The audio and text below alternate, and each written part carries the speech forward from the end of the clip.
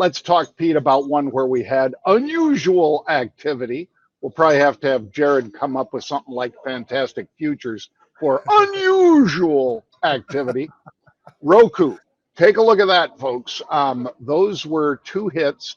The first one occurred in the 80s. The next one occurred in the 90s as far as the price for Roku. And look at where Roku is today. I mean, the stock was rocking to the upside.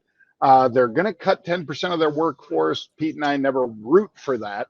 But you know, when people do cut workforce, in other words, overhead, that's about 360 jobs, by the way.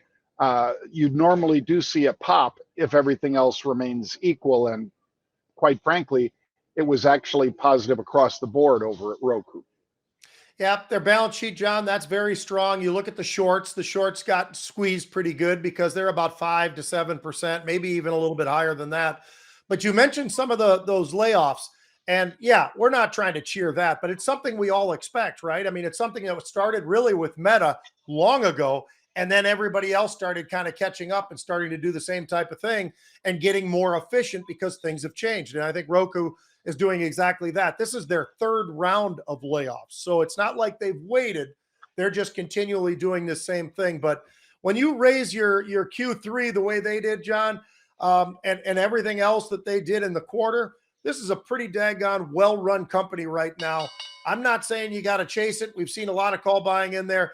But I am saying that this is one that on a pullback, I think you got to get pretty daggone interested because what they're telling you is they had a good quarter and they think next quarter is going to be even better. Want more from Market Rebellion? Don't forget to like and subscribe and learn more about options trading at marketrebellion.com.